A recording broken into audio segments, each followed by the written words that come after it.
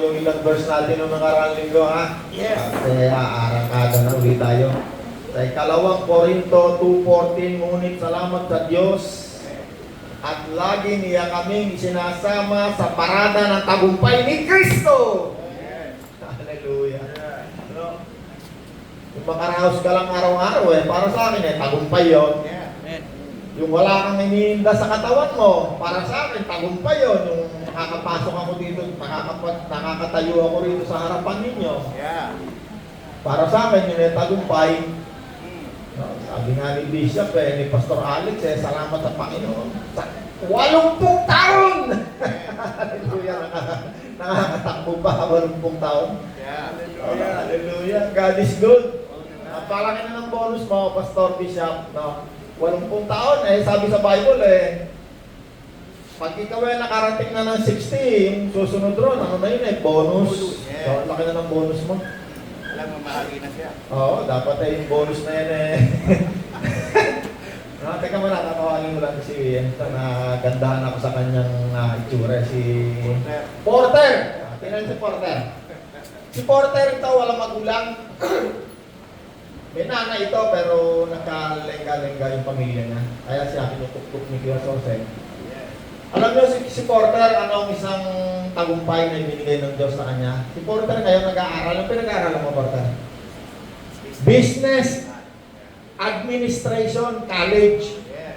Si Porter ay isang susuportahan pa natin hanggang sa makatapos ang kanyang kolehiyo. Okay, kaya sinasabi ko sa inyo, sino sa inyo merong anak gusto nyong pag-aralin sa kolehiyo, susuportahan namin kayo. Tutulungan kayo ng RCPJC para yung mga anak nyo makapag-aral. Para magbago ang buhay natin lahat. Amen!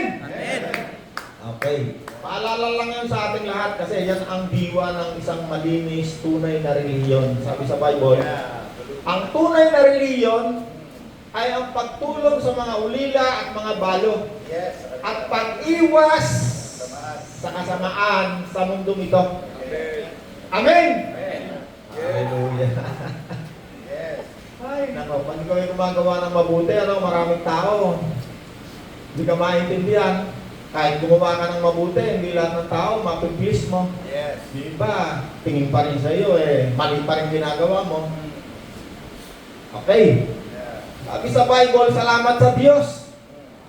Lagi niya kaming isinasama sa parada ng tagumpay ni Kristo. Saan daw tayo sinasama ni Kristo? Sa kabiguan ba? Tagumpay. No, darling, ikaw, kasama ka ba sa kabiguan ni Kristo? Walang kabiguan si Kristo. Tagumpay ni Kristo. Sino sa inyo gusto pang makaharvest ng marami pang tagumpay? Amen. Amen. Hallelujah. No? Ang diablo ay naparito para ang mga tao ay nakawan, saktan, dayain, at patayin. No? Kaya maraming tao, pag ayaw kay Kristo, ayaw sa mabuting balita, tinanong nagkakalenga-lenga buhay. Hallelujah. Amen!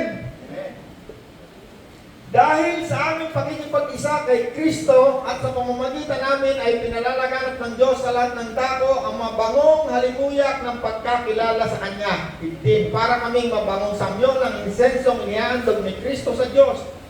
At nalalanghap naman ang mga naniligtas at ang mga napapahamak. Sa mga napapahamak, ito'y parang alinasaw na nakamamatay. Ngunit sa mga naliligtas, ito'y isang halimuyak na nagdudulot ng buhay. Sino ang may sapat na kakayanan na gumawa ng mga bagay na ito? 17. Hindi kami katulad ng marami. Naninegosyo, pinakalakal, pinagkakakitaan ang salita ng Diyos. Sa halip, bilang sugo ng Diyos sa kanyang harapan. At sa aming pakikipag-isa kay Kristo Jesus ay buong katapatan kaming nangangaral ng mabuting balita ng kaligtasan at kapatawaran at pagmamahal ng Diyos. Hallelujah. No, bakit daw kami nangangaral? Sapagkat sa mga naliligtas, ito'y isang napakabangong samyok. Pero sa mga napapahamak, ito'y isang napakabahong alinasaw na nakakamatay. No, darling, nakaamoy ka na ba ng isang napakabahong bagay? Napapakali ka. Diba? Napakabaho, di ba? Ang feeling ng mga taong ito na napapahama kapag nakakarinig ng mabuting balita, ito'y parang alingasaw. Na hindi lamang basta alingasaw. Ang feeling nila sila'y mamamatay. Sobrang kabaho ang salita ng Diyos para sa kanila. Pero para sa mga naliligtas, ito'y napakabango sa Diyos. Amen. Amen? Kaya tingnan nyo, pagka kayo nakarinig kayo ng salita ng Diyos sa umaga, tingnan nyo, para kayong bagong ligo, yung press na press kayo pag alis nyo. Yes. Meron kayong daladalang pag-asa. Yung pananampalataya ninyo'y lalong umiinit. Amen? Amen. 1 Corinthians 1:17. Yes. Sabi ni Apostol Pablo, sapagkat ako ay sinugo ni Kristo Yeah. upang mangaral ng magandang balita. Yes. Hindi para magbautismo. Nung nakaraan linggo, nagbautismo tayo, no? Kaya sasay, no? Daming binautismo ni Kuya Sosay, 10 yata yun, no? Si Kuya Sosay ang nagbabautismo, pero nangangaral din niya si Kuya Sosay. 3 yan si Bapin, napangaralan niyan, eh. Pero ako malimit, nangangaral ako kung saan lugar. Kung saan lugar, minsan sa mga kapwa ko negosyante, minsan sa mga estudyante, minsan sa mga mahihirap na mga squatter. Wala akong pinipili kasi ang kaluluwa ng tao pare-pareho sa paningin ng Diyos. Yes. Yes. Hindi ko mayaman ano na to, special ang kaluluwa nito. Hindi ko mo itong si Abraham boxing natin hindi special ang kaluluwa nito, hindi. Pare-pareho lamang ang tingin ng Diyos sa atin na mga nilikha niya. Amen. Walang special. Although yung nangangaral, yung nagdadala ng mabagandang balita, sabi sa Bible, pagdating nyo sa langit, kayo magliliwanag na parang bituin. Medyo may konting special, pero yun ay reward na yon sa ginawa mo. Amen. Kung paano tayo katulad ni Bishop, 80 years hanggang kayo nangangaral. Yeah. Minsan nandun niya sa Araneta Coliseum, nagka-preach siya. Amen. Minsan nandun niya sa Nueva Ecija, kung saan. Ano ang aming misyon? Mangaral! Hallelujah. Amen. Tuloy natin. Hindi sa pamamagitan ng mahusay na pananalita o pagtatalumpati at karunungan ng tao.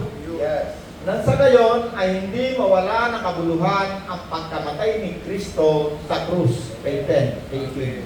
Yeah. Ang mensahe tungkol sa pagkamatay ni Kristo sa krus, ito'y kahangalan para sa mga napapahama. Yes. Ngunit ito'y kapangyarihan ng Diyos para sa atin na mga naliligtas.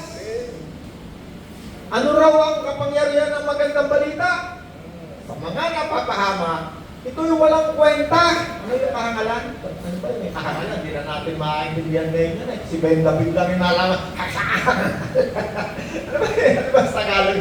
Darling, tulungan mo nga ako para mas maintindihan natin pag sinabing, sa mga napapahama, ang mabuting balita na ipinapangaral namin, ito'y kahangalan. Ano yan? Para mas maintindihan. Walang kwenta. Katangahan. Kahangalan. Doon sa mga napapahamak, no? Sino ba? Dalawang klase ng tao sa mundong ito Isang napapahamak at isang naliligtas. Parehong present tense. Ongoing. No, halimbawa, itong dalawang taong ito, isang naliligtas, for example, isang naliligtas, sabihin sa iligtas na lumalakad na siya sa kaligtasan araw-araw, ito namang isang ito, napapahamak. Lumalakad siya araw-araw sa kapahamakan. Ang sinusunod niya ay ang Diyos ng kasamaan sa mundong ito. Ayaw niya ng mabuting balita ng kaligtasan. Ayaw niya ng pagsisisi na ipinapangaral namin ni Kuya Sosay, ni Bishop at ng lahat ng mga ngaral. Anong tawag sa akin? Mga ngaral ng mabuting balita. Paano ako nangangaral? Hindi sa pamamagitan ng karunungan ng mga tao na itinuro sa akin, kung hindi sa pamamagitan ng mabuting balita ng puro at malinis na salita ng Diyos. Yeah. Walang rekado. Minsan binibiro ko si Nanay Pachi, hinahanagisan niya na rekado yung mainit na tinapay. Kaya sa Bible, yung paggawa ng tinapay, ayaw niya ng merong yung pampalisa. Yeah. Lipadura. Kasi pampano yun pampalaki, pampasarap. Ang salita ng Diyos, di mo pwedeng hagisan ng pampaalsa o rikatuhan mo ng mga turo ng tao. Kasi mako-contaminate. Yes. Makokontrol niya kung saan niya gustong dalahin yung salita ng Diyos. At kalimitan, sabi nga rito sa ating verse, hindi kami katulad Ang iba. ng marami. No? Ng iba, sabi nga, ng marami. Na kinakalakal ang salita ng Diyos. Makita niyo kung minsan punta kayo sa ibang nangangaral. Nangaral, pasok niyo pa lang sa gate, bebentahan na kayo ng kung ano-ano. Pag upo niyo, totokahan na kayo. Paglabas na, tatatagan niyo pasanin. Yeah. Alam niyo, sabi ni Kristo, ang purong salita ni Kristo, come to me, Yeah. those who are weary and heavily burdened. Yeah. Kung kayo may pasanin, sabi ni Kristo, pumunta kayo sa akin. Lumapit kayo sa akin, makinig kayo sa akin, sabi ni Kristo. Bakit? Yung pasanin na yan ay kaniyang tatanggalin. Hindi kayo dadagdagan pa ni Kristo ng pasanin. O ikaw, sweldo mo, 1,000 sa araw, 500 sa araw, 10% mo, bigay mo sa akin. Pag hindi mo binigay, mapapahamak ka, hindi ka pagpapalakin. Paglabas mo sa mga simbahan, pasan-pasan mo na yung daigdig. Imbis na ikaw ay nakalaya, imbis na ikaw ay nagkaroon ng kaginhawahan, ang dala-dala mo, another pasanin. Yeah. May natututunan kayo? Yes. Sabi ni Apostol Pablo, kaming mga mangangaral na nangangaral ng mabuting balita. Ano sabi rito? Hindi kami katulad ng marami. Kasi nung panahon na yun, konti lang sila. 12 nga lang, plus si Apostol Pablo na nangangaral ng mabuting balita. Okay, tutuloy ko pa. Ang mensahe tungkol sa pagkamatay ni Kristo sa krus ay kahangalan sa mga napapahamak. Yes. Para sa kanila yung ginagawa natin ito'y kahangalan o katangahan o walang kwenta. Pero wala na ba yung ginagawa ko na yan? Sayang na natin oras niya.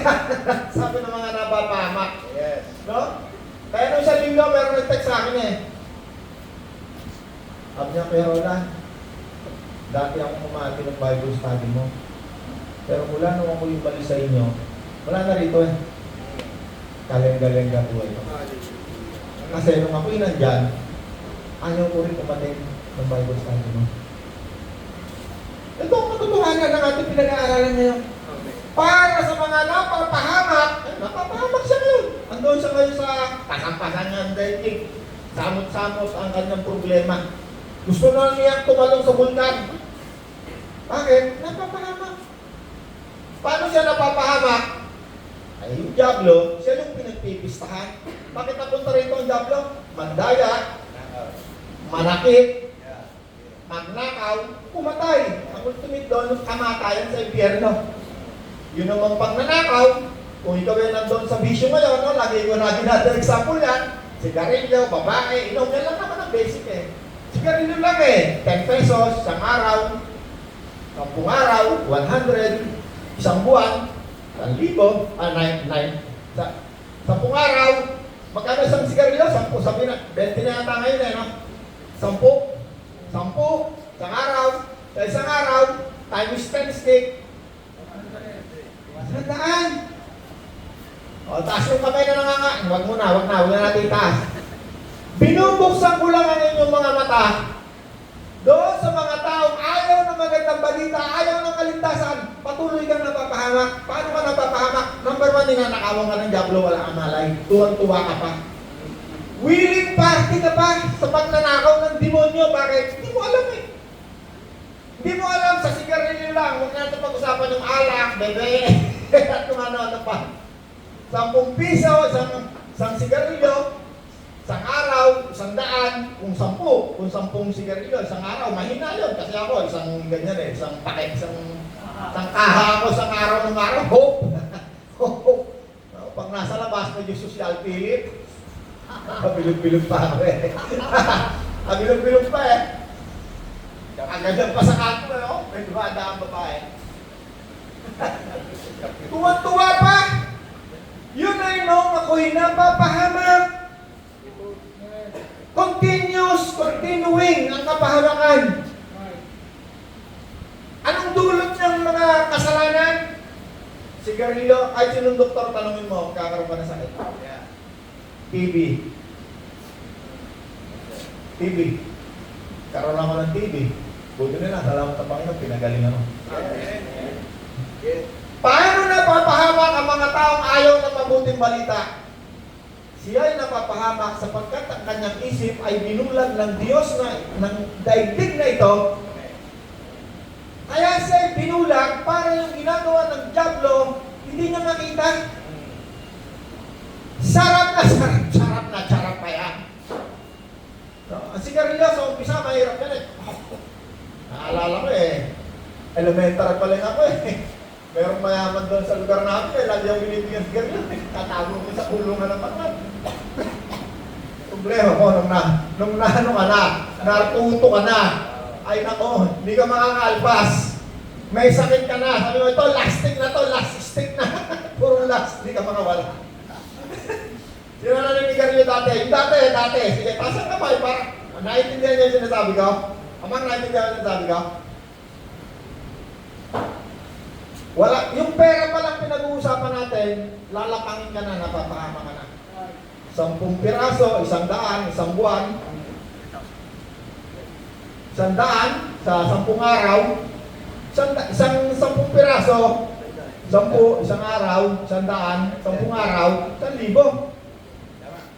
3,000 sa buwan. Isang buwan, 3,000.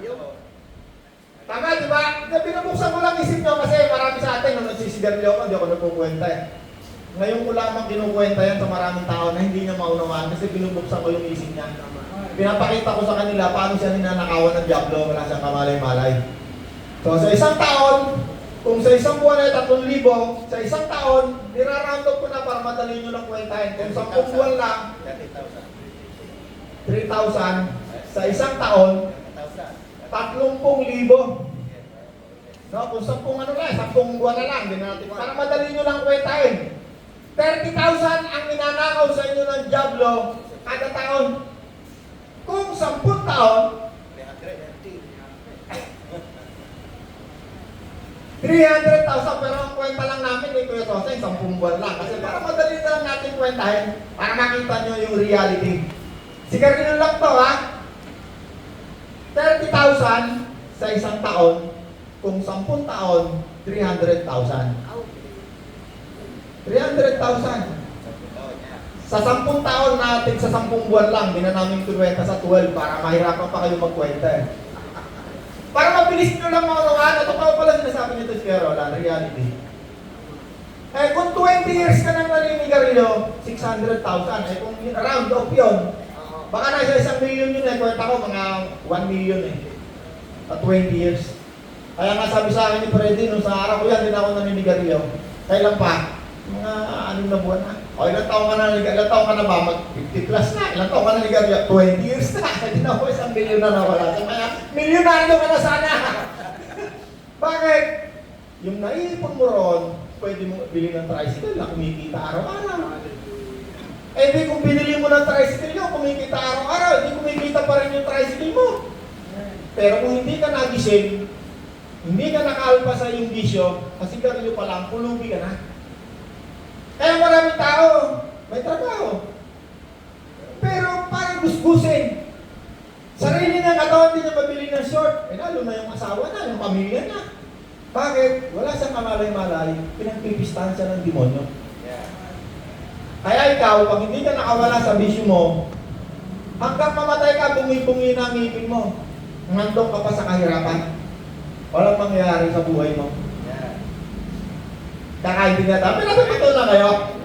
O kaya yung mga nagda sa likuran. Bet, ano ang bisyo mo? Hindi lang sigarilyo, no? Meron pa. May inom pa, no? Ha? Wala na? Babae! Alam, wala. Lagi ka sa asawa mo. Pupuntaling ka ng asawa mo. Makatapang ng asawa mo. Nakita ko eh, mas matapang pa sa asawa ko eh. Yari ka. May natututunan tayo? No? Ginagawa ko yan, lagi kong sinasabi kasi ayaw ko kayong magdusa. Kala nyo, simple lang yung, yung ginagawa natin. Minsan nagbibisyo tayo. Akala nyo simple lang yan. Nakasalala yung kinabukasan ng buong pamilya niya. Yeah.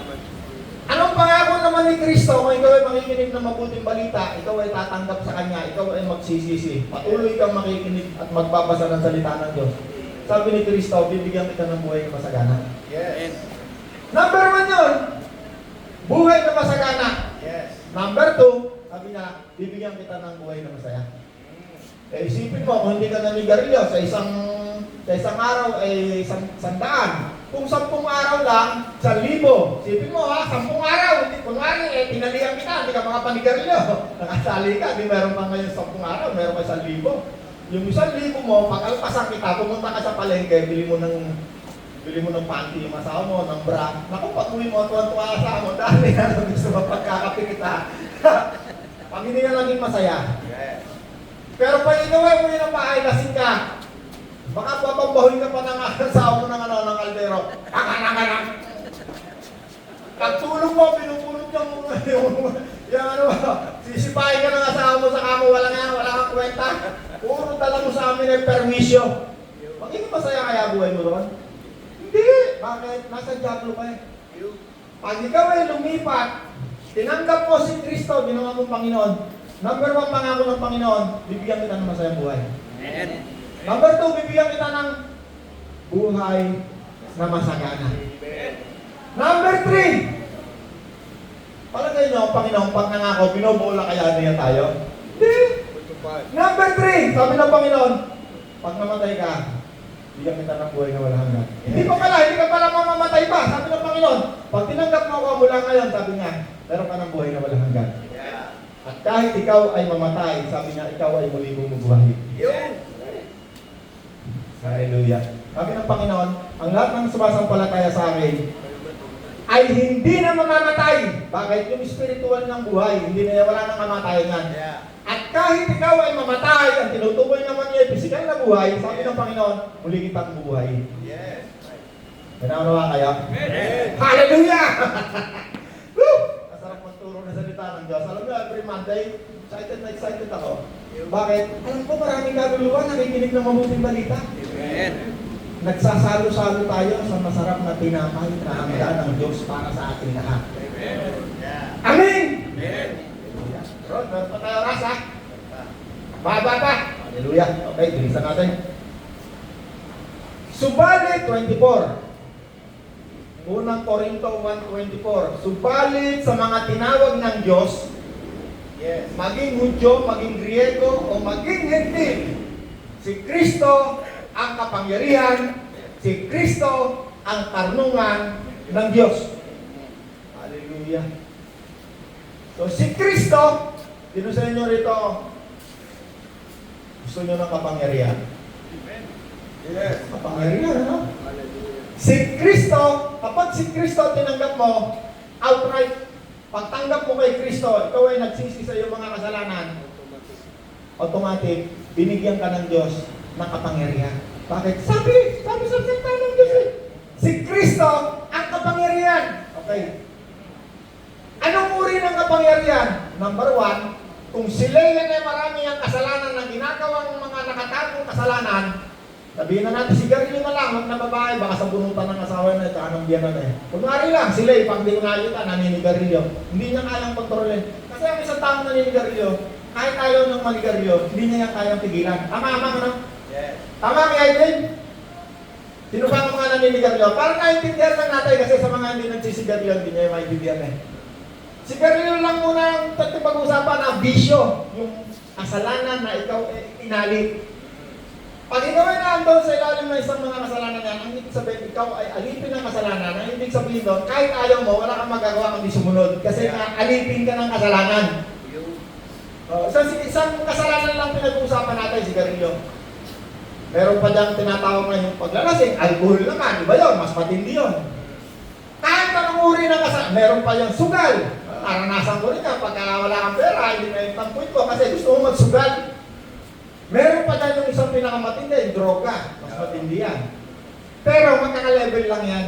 Ang tawag dyan, alipin ka ng kasalanan. Yes. No? Pag ikaw ay alipin ng kasalanan, kahit ayaw mo, Yeah. Gagawin mo pa rin. Bakit? Alipin ka, wala kang magagawa. Pag sinabing ikaw ay alipin, ikaw ay pag-aari. Yeah. Kaya pag si Bebek gusto mag-inom yan, magsigarilyo, hindi mapipigil, Bek, ano? Hindi mapipigil. Pwede mo lang masabi, ay, hindi mo na ako niligarilyo na yun. Pero mamaya-maya lang, bukas makalawa, gagawin mo lang yung yun. Kasi alipin ka nga, hindi ka makakatanggi. Okay, paano ka ngayon makakalaya dyan? Sa oras na tinanggap mo si Kristo, unang ibibigay niya sa iyo, kapangyarihan na lumayo, umayaw sa kasamaan. Amen! Kaya kung tayo'y merong ginagawang kasamaan, meron tayong pagkaalipin pa sa anumang bisyo ng kasalanan, ito ang sinasabi ko sa iyo ngayon na nire-reveal ng Diyos sa ating lahat. Kung si Kristo'y tinanggap mo na, meron ka ng kapangyarihang umayaw sa kasamaan. Dati wala kang kapangyarihan dyan, nakatali ka dyan. Paano ka aayaw? Pag tinanggap mo si Kristo, di ba, nagsisi, sabi mo, Panginoon, patawarin mo sa kasalanan ito. Yes. Alam ni Kristo na sa sarili mo lang, hindi mo kayang pigilan yan. Ang pipigil lang sa iyo kapag ikaw ay nagpasakop sa Kanya. Ibinigay mo kay Kristo ang tinatawag. Meron kasi tayo tinatawag na will eh. Yung ano ba sa Tagalog yung will? Kalayaan sa pagpapasya. Yung kalayaan na yan sa pagpapasya, kapag wala si Kristo, wala kang kalayaan, ikaw ay pinali ng Diablo. Hindi ka pwedeng umayaw. Subalit, sa oras na si Kristo yung tinanggap mo, ang sabi ng salita ng Diyos, sabi ni Kristo, ikaw ay kanyang pinalaya, binayaran ang iyong mga kasalanan. Ibig sabihin, wala ka ng tali kasi binayaran ka na eh. Anong binayad ng Diyos sa iyo? Ang kanyang kaisa-isang anak, ang pangalan si Jesus. Si Jesus, si Kristo, ang ating kapangyarihan. Kapangyarihan na magsabi, ayoko na ng kasamaan. Ayoko na ng kasalanan. Panginoon, tulungan mo ako. Alam ng Diyos, hindi mo kayang umayaw sa kasamaan kasi nakatali ka na, alipin. Sinong mag-aalpa sa iyo? Si Kristo. Siya magbibigay sa iyo ng kapangyarihan. Number 1, kapangyarihan na umayaw sa kasamaan. Number 2, siya ang karunungan. Hindi karunungan na kailangan mo pumasok sa school para ikaw ay matuto ng napakaraming degree. Ang Diyos, pag siya nagbigay sa iyo ng karunungan, kung wari meron kang ginagawa, di mo alam paano gagawin mo, siyang magtuturo sa iyo. Siya ang magbibigay sa iyo ng instruction, anong gagawin mo. Kapag ikaw ay merong tukso, Kristiyano ka na, may tukso. Bibigyan ka ng Diyos ng karunungan, paano kayo iiwas sa tukso na yan? Sa pamamagitan ng mga instruction na nakasulat sa salita ng Diyos. At kung minsan naman, literal na instruction. Ako, malimit, tutulog ako. Bigyan mo ng instruction ng Panginoon. Susulat to kasi baka makalimutan ko. Pinapukasan gagawin ko. Kaya tinawa lahat ng ginagawa ko, pinapagpapayan ako ng Diyos. Kasi galing sa Kanya ang karunungan. Amen! Amen. Sabi sa aklat ng awit, kung sinunod mo lamang ako sa aking saway, sabi ng Diyos ha, saway. Kasi pag ikaw ay tumanggap na kay Kristo, unang-unang mong maririnig sa Kanya, pag gagawa ka ng kasamaan, yung saway.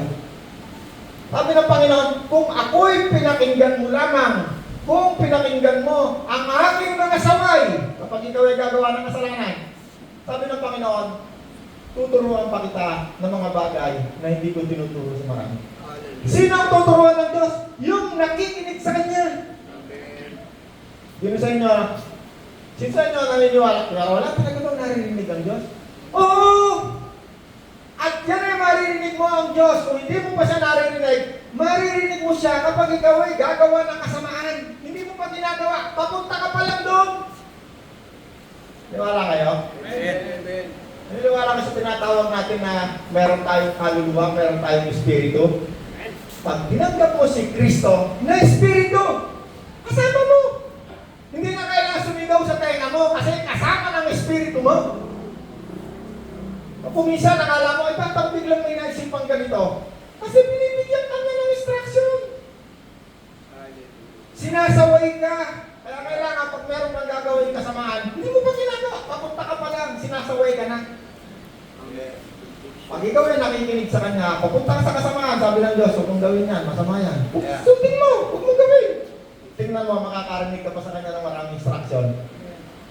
Pag uwi mo ng bahay, paghawak mo sa isang bagay, makikita, bakit ito pala eh, ano? Abay, bakit ka ganito? Abay, bakit pinagpapala ako ng Diyos? Abay, bakit? Sa katutang ng mira, kahit makikita mo sa buhay mo. Yes. Sigurado ka, Kuya Roland? 35 taon na mahigit nung nakilala ko si Kristo at ako'y nagpasya. Sabi ko, Panginoon mo lang ngayon, ikaw na Panginoon ko. Yes. Kahit madiin, kahit walang nakakakita sa akin, pag gagawa ko ng masama, narinig ko, masama niya ako tumuloy. Sasagot ako, masama nga! Masama ang gagawin! Eh minsan yung mga kapartner ko sa paggawa ng kasamaan, nagsasalita rin eh, masama nga ang gagawin natin! Sabi ko, halika na, huwag natin gawin! Yes. Hindi na yung naniniwala sinasabi ko na ang Diyos maririnig natin. Kapag ang Diyos pinakinggan mo, marami kang maririnig sa Diyos. Amen. Pero yung mga patuloy sa pagkakasala, ayaw sundin ng Diyos. Kahit sinisigawan sa ng Diyos, huwag kang pumunta dyan, mahulog ka sa hukay. Tuloy-tuloy pa rin. Kaya yun, mahulog sa hukay. Maraming tao napapahamak, kahit Kristiyano na, nakita nyo, sandamakmak yung nangyayari sa kanya. Bakit? Bawat kasalanan ng gagawin mo, kapag ikaw ay Kristiyano o hindi ka Kristiyano, meron tinatawag consequence. Alam niyo kung ibig sabihin ng consequence? Halimbawa, nagnakaw ka, yun ay kabayaran. Nahuli ka, yari ka, kulong ka. Halimbawa, nagbabae ka, may asawa ka, anong consequence? Mahuli ka ng asawa mo, hiwalay kayo. Yeah. Buti sana, kung patawarin ka, baka tagtarin ka pa ng pinong-pino. Kabayaran ko. Kabayaran! Ang masarap gumawa ng kasalanan. Pero sabi ng Bible, lahat ng iyong itatanim, aanihin mo. Yun ang ayaw ng Diyos, anihin mo yung consequence. Kaya sinasaway tayo ng Diyos. Yeah.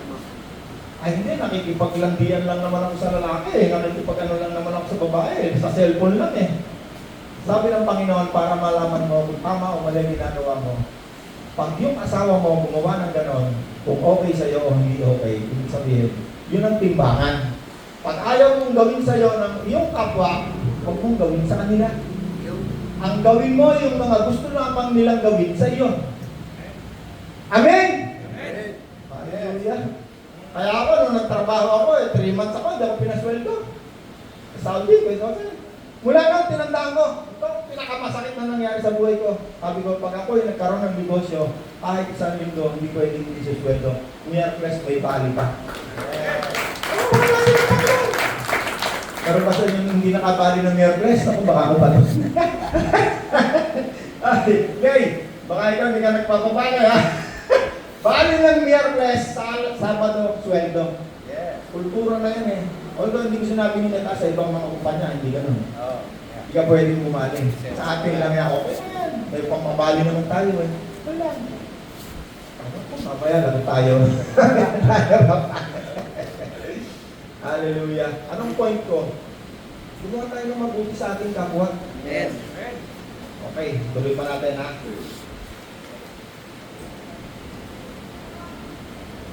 Okay. Iba na ako ng topic. Kasi ito yung aking topic, hindi natin matatapos. 2 Corinthians 3:4. Yeah.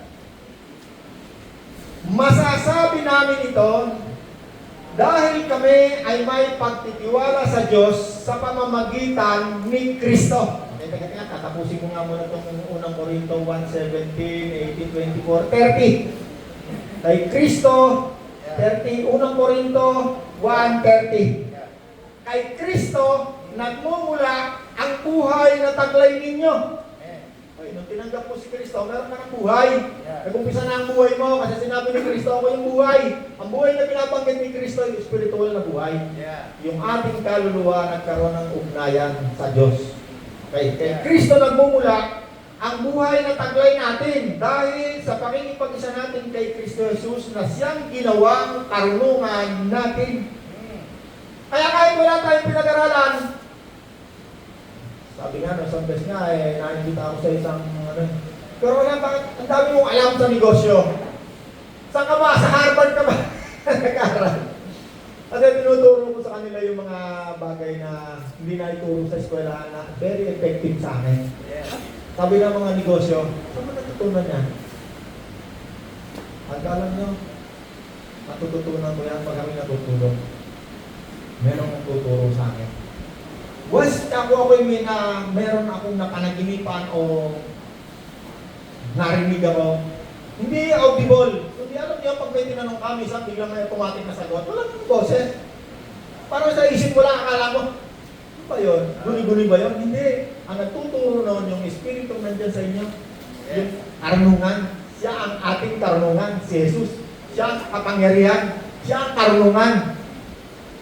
Okay? Dito, Yeah. Yan, ginawa karunungan natin. sa Kanya, kay Kristo nagmula ang buhay, sa pakikipagsa natin kay Jesus, siya ang ginawang karunungan natin sa pamamagitan din niya. Kay Jesus tayo tinuring na matuwid, righteous. Ginawa pa tayong righteous. Yeah. At ginawang banal, holy. Ginawa pa tayong banal. Bakit? Yung Espiritu na nandiyan sa atin ay banal. Amen. Yung nakipag-isa sa Kanya, yung Espiritu natin, kaya tayo ngayon, ang tao sa atin, banal. Ginawa niya tayong banal. Although, hindi pa tayo sa sarili natin, hindi tayo perfect. Nakakagawa pa rin. Hindi ko sinabing gumawa tayo, ha? Kaya nga, ang sino man na nais magmalaki, magmayabang, ang Panginoon, ang ginawa ng Panginoon sa krus, ang kanyang dapat na ipagmalaki o ipagmayabang. Yes. Yes. Yes. Okay. 1 Corinthians 1, sa 4, bumalik ako sa 4. Lagi akong nagpapasalamat sa Diyos dahil sa mga pagpapalang ibinibigay niya sa inyo sa pamamagitan ni Kristo. Paano tayo pinapapala ng Diyos? Sa pamamagitan ni Kristo. Kaya kung wala si Kristo sa buhay natin, hindi tayo mapagpapala ng Diyos. Baka ang darating lang sa'yo yung tinatawag ng swerte. Minsan tatama ka sa wedding, minsan tatama ka sa loto na pang 2,000 na mga 100, pa 1,000, 2,000. Pero talo ka na ng 50,000. Si tatay ko tumatama sophistic minsan-minsan. Pero yung tinatamaan niya, barya lang yung kanya. Yung parang pang tawag doon. Ang tawag doon, swerte. Pero kapag nasa sayo si Kristo, hindi swerte ang tawag doon, blessing, pagpapala. Yun ay nakalaan! Walang makakaagaw! Kaya ako may prinsipyo lagi ako pag ako may pinapanalangin sa Diyos. Sabi ko, ito hindi maaagaw nyo naman. Kahit wala akong pangbili, nakukuha ko. Ako pa nga binabayaran Malimit na, bumibili ako ng lupa, wala akong bayad, ako pa binabayaran. Dami ng mga negosyo, turo mo sa amin yan. Tinuro mo! Tinuro mo sa kanila, tuwan-tuwan sila. Tinuro mo sa kanila.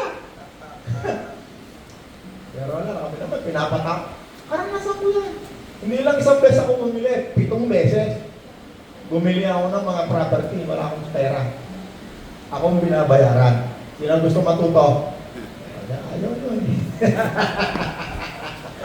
Ang tawag dyan, karunungan na galing sa Diyos. Kasi may karunungan galing sa Diablo. Sabi ng Bible, kapag ang karunungan nasa iyo, makasarili.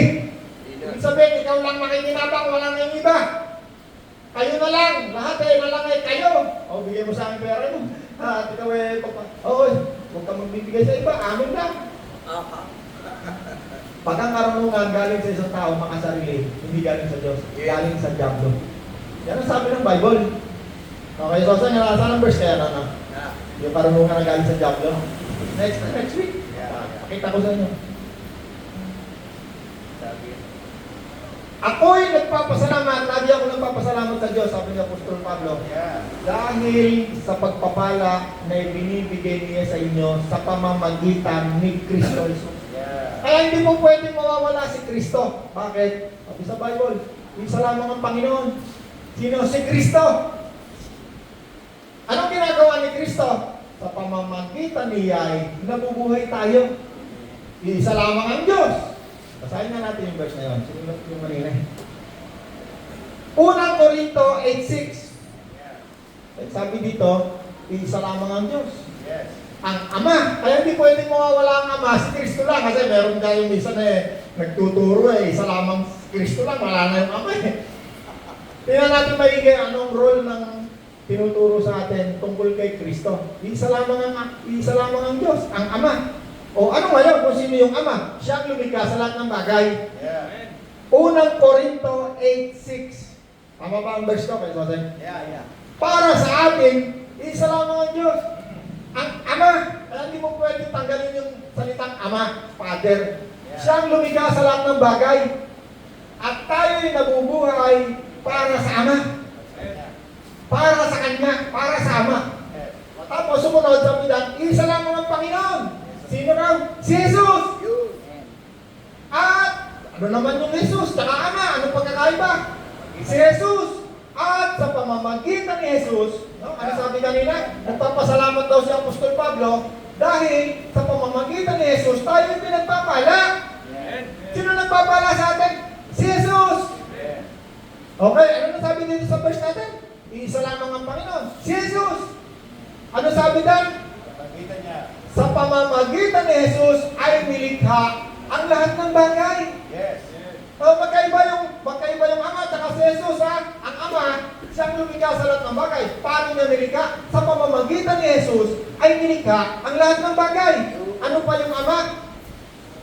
Tayo'y nabubuhay para sa Ama. Ano naman ang Panginoon?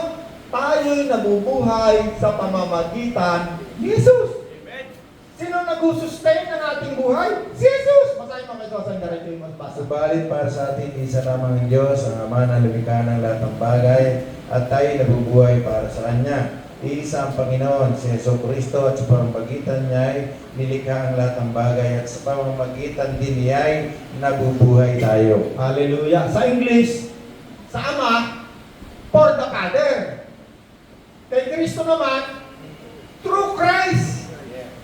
In English ko na, minsan napapa-English ako para mas maintindihan natin. For Him and through Him. Magkaiba. Ang Ama, ang lumikha na lahat ng bagay, paano niya nilikha? Sa pamamagitan ng Kristo. Bakit tayo nabubuhay ngayon? Para sa Ama. Para sambahin natin siya. Para bigyan natin siya ng kaluwalhatian sa pamamagitan ni Kristo. Hindi pwede mawala si Kristo. Hindi pwede puro Ama. Hindi pwede katulad ng mga sinasalita ng mga anong religion na si Jehovah, ganun, wala na ang Panginoon. No, hindi rin pwede yung katulad ng ginagawa ng mga albularyo na lagi na lang si Ama, may mga corona pang gano'n, si Kristo, nawala na. Hallelujah, time na raw, sabi niya raw. Yeah. Hindi ako nakapunta rin sa aking topic, o next week na yun. Yes. Ngayon, kung sinasabi natin na si Kristo ang kapangyarihan at karunungan natin, sino sa inyo gusto magkaroon ng kapangyarihan? Karunungan. Ang una mong gagawin, magsisisi sa kasalanan, tatanggapin si Kristo. Tayo lahat. Kung ikaw ngayon, meron kang natutunan, gusto mo ng kapangyarihan galing kay Kristo at ng karunungan, ang una natin gagawin, magsisi, humingi ng tawad sa ating mga kasalanan. At tayo'y patatawarin, papayaran ng ating mga kasalanan, aalpasan tayo sa pagkakatali ng dyablo sa mga kasalanan sa buhay natin. Bibigyan tayo ng Panginoon ng Diyos ng kapangyarihan sa pamamagitan ni Kristo. Bibigyan din tayo ng karunungan ng Diyos sa pamamagitan ni Kristo. Amen? O ngayon, sabihin mo, kung gusto mo humingi ng tawad sa Panginoon, sabihin mo, Panginoon, patawad po sa aming mga kasalanan. Salamat sa iyong pagkamatay sa krus. Ako'y iyong binayaran.